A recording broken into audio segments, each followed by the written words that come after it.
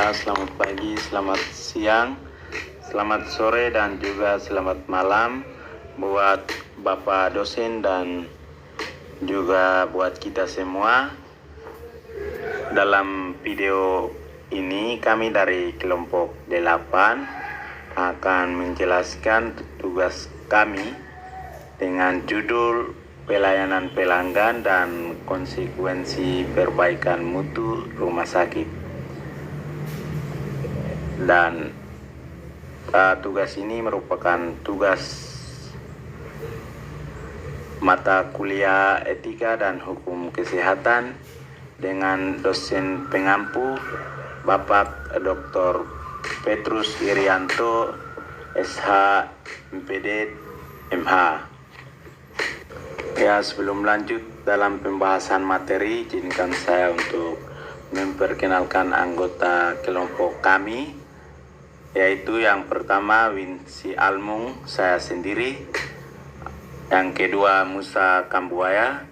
Yang ketiga Olivia Kristi. Yang keempat Rosalina Lali. Yang kelima Nova Nawipa. Dan yang keenam Yuni Heluka. Selanjutnya, slide ini merupakan outline atau pokok-pokok pembahasan yang akan kami bahas dalam materi ini. Yang pertama, definisi. Yang kedua, pelayanan pelanggan dalam peningkatan mutu rumah sakit. Yang ketiga, indikator kepuasan pelanggan. Yang keempat, aspek pertimbangan pasien di rumah sakit. Yang kelima, mutu pelayanan di rumah sakit. Dan yang terakhir, kesimpulan. Selanjutnya adalah pokok pembahasan yang pertama, yaitu definisi. Definisi yang pertama, rumah sakit. Rumah sakit adalah sebagai tempat untuk melayani manusia, baik yang sedang sakit maupun yang sehat, dengan menggunakan alat atau teknologi canggih sesuai dengan kebutuhan pasien, ya, serta dilayani oleh sekelompok manusia, yaitu petugas kesehatan, baik itu tenaga medis maupun non medis. Pengertian yang kedua adalah kepuasan pelanggan. Kepuasan pelanggan adalah indikator pertama dari standar suatu rumah sakit yang merupakan suatu ukuran mutu pelayanan, ya. Mutu pelayanan kesehatan. Mutu pelayanan kesehatan adalah penampilan yang pantas dan berhubungan dengan standar dari suatu intervensi yang diketahui aman, dapat memberikan hasil kepada masyarakat yang bersangkutan dan yang telah mempunyai kemampuan untuk menghasilkan dampak pada kematian, kesakitan, ketidakmampuan, dan kekurangan gizi. Nah, ini merupakan referensi dari Milton E. Romer dan C. Montoya Aguilar dan WHO pada tahun 1988. Baik, perkenankan saya untuk membacakan slide 5 dan 6 serta penjelasannya. Pertama, pelayanan pelanggan dalam peningkatan mutu rumah sakit. Ada 6 pelayanan pelanggan dalam peningkatan mutu rumah sakit. 1. Kelayakan. 2. Kesiapan. 3. Efektivitas. 4. Koordinasi. 5. Keamanan. Dan 6. Komunikasi. Ya, bisa saya jelaskan satu persatu. Kelayakan. Pasien akan datang berobat jika sarana dan prasarana yang dimiliki oleh suatu masyarakat itu layak digunakan. Yang kedua, kesiapan. Tenaga kesehatan akan selalu siap sedia melayani setiap pasien yang membutuhkan dirinya, baik dari segi fisik, pengobatan, maupun dorongan moral yang diberikan oleh petugas tersebut. Efektivitas. Setiap pelayanan kesehatan harus memiliki efektivitas yang tinggi, di mana ia mampu memberikan perawatan sesuai dengan keadaan pasien dan benar tata cara tindakannya, sehingga pasien akan merasa puas dengan tindakan yang telah diberikan. Yang keempat, kemanjuran. Pasien akan merasa sangat puas jika pengobatan dan pelayanan yang telah diberikan memiliki kemanjuran yang akan dirasakan oleh pasien, sehingga pasien atau pelanggan tidak pusing untuk berobat ke tempat yang lain atau ke sana.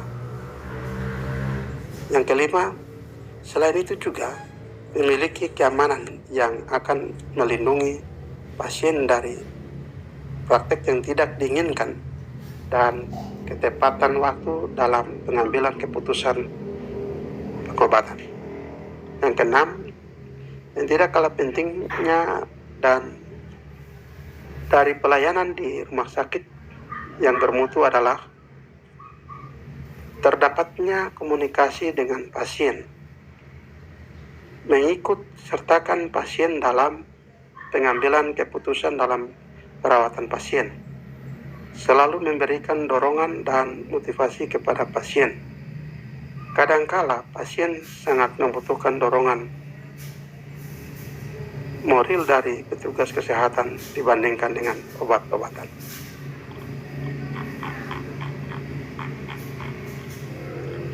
Bagian yang kedua yaitu adalah indikator kepuasan pelanggan. A.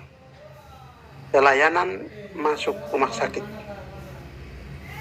Lama waktu pelayanan sebelum dikirim ke ruang perawatan, pelayanan petugas yang memproses masuk ke ruang perawatan, kondisi tempat menunggu sebelum dikirim ke ruang perawatan, pelayanan petugas instalasi gawat darurat, lama pelayanan di ruang IGD, dan kelengkapan peralatan di ruang IGD. B. Pelayanan dokter.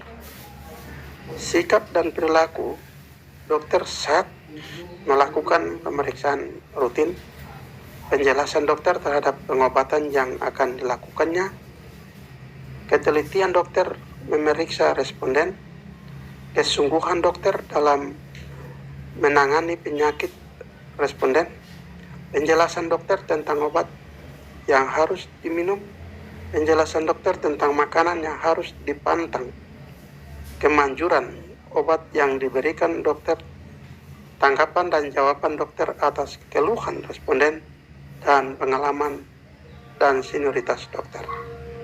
C. Pelayanan perawat.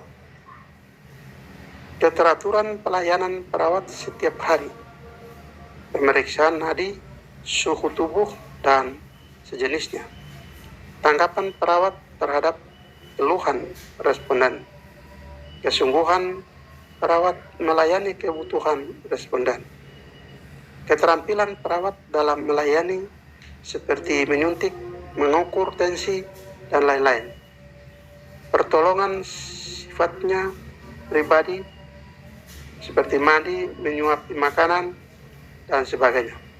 Sikap perawat terhadap keluarga pasien dan pengunjung atau tamu pasien, pemberian obat dan penjelasan cara minumnya, penjelasan perawat atas tindakan yang akan dilakukannya, pertolongan perawat untuk duduk, berdiri, dan berjalan seseorang pasien. D. Pelayanan makanan pasien.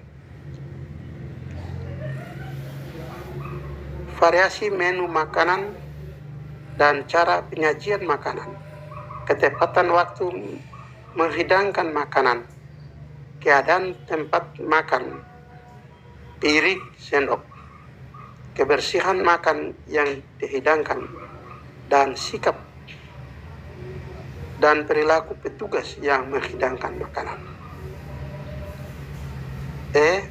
Sarana medis dan obat-obatan. Ketersediaan obat-obatan di apotek rumah sakit, pelayanan petugas apotek rumah sakit, lama waktu pelayanan apotek rumah sakit, kelengkapan peralatan medis sehingga tak perlu dikirim ke rumah sakit lain untuk pemakaian suatu alat, kelengkapan pelayanan laboratorium rumah sakit, sikap dan perilaku petugas pada fasilitas penunjang medis, dan lama waktu mendapatkan kepastian hasil dari penunjang medis. Kondisi fasilitas rumah sakit atau fisik rumah sakitnya. Keterjangkauan letak rumah sakit, keadaan halaman dan lingkungan rumah sakit, kebersihan dan kerapian gedung, koridor, dan bangsal rumah sakit, keamanan pasien dan pengunjung rumah sakit, penerangan lampu pada bangsal dan halaman rumah sakit di waktu malam, dan juga tempat parkir kendaraan di rumah sakit. Kondisi fasilitas ruang perawatan, kebersihan dan kerapian ruang perawatan, penerangan lampu pada ruang perawatan, kelengkapan perabot ruang perawatan bebas dari serangga, yaitu semut, lalat, nyamuk, dan kecoa. Yang bagian paling terakhir, pelayanan administrasi keluar rumah sakit. Pelayanan administrasi tidak berbelit-belit dan menyulitkan. Peraturan keuangan sebelum masuk ruang perawatan, cara pembayaran biaya perawatan selama dirawat, penyelesaian administrasi menjelang pulang, sikap dan perilaku petugas administrasi menjelang pulang. Itu juga menjadi hal yang paling penting. Baik, ini beberapa hal yang dapat diperhatikan untuk meningkatkan mutu pelanggan rumah sakit yang ada di kita. Terima kasih. Spek pertimbangan pasien ke rumah sakit, sarana dan prasarana, aksesibilitas, tenaga, kualitas sumber daya, dan biaya. Ini merupakan 5 komponen ini merupakan aspek pertimbangan pasien untuk ke rumah sakit. Apakah di sana ada tersedia tenaga, kualitas sumber daya tenaga di sana baik atau tidak, terus biaya yang harus dikeluarkan berapa, pasti besar. Terus aksesibilitas ke rumah sakit mudah dijangkau atau tidak, itu menjadi pertimbangan pasien, terutama pasien-pasien yang dari pedalaman atau dari kampung-kampung yang kesulitan dengan sarana dan prasarana seperti aksesibilitas mobil. Seperti itu yang menjadi bahan pertimbangan dari pasien untuk ke rumah sakit yang lebih besar. Terus ada unsur-unsur penentu lainnya dari komponen yang mempengaruhi kepuasan adalah aspek klinis. Aspek klinis ini merupakan komponen yang terkait menyangkut pelayanan dokter, perawat, dan terkait dengan teknis medis. Efisiensi dan efektivitas menuju pada pelayanan yang murah, tepat guna, tidak ada diagnosa, dan terapi yang berlebihan. Aspek keselamatan pelanggan adalah upaya perlindungan pelanggan dan dari hal-hal yang dapat membahayakan keselamatan pelanggan seperti jatuh, kebakaran, dan lain-lain. Untuk pelayanan rumah sakit dapat ditelah dari 3 hal, yaitu 1. Struktur yang menyangkut sarana fisik, peralatan, dana, tenaga kesehatan, dan non-kesehatan, serta pasien.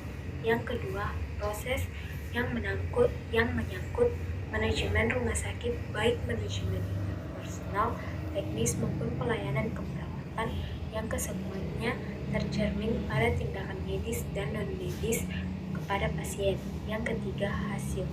Aspek yang dapat dipakai sebagai indikator untuk menilai mutu pelayanan rumah sakit yaitu 1. Penampilan keprofesian atau aspek klinis. Yang kedua, efisiensi dan efektivitas. Yang ketiga, keselamatan. Dan yang keempat, kepuasan pasien. Dalam pengalaman sehari-hari, ketidakpuasan pasien yang paling sering ditemukan dalam kaitannya dengan sikap dan perilaku penanganan RS antara lain 1. Keterlambatan pelayanan dokter dan pegawai. Yang kedua, dokter sulit ditemui. Yang ketiga, dokter yang kurang. Yang keempat, komunikatif dan informatif. Yang kelima, lamanya proses masuk pasien ke RS. Selanjutnya kesimpulan.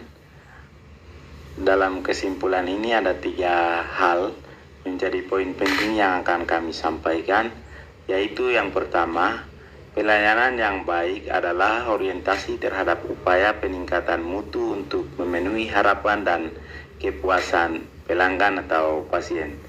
Ya, jadi pelayanan yang baik itu yang dapat menentukan kepuasan bagi pelanggan atau kepuasan pasien ya.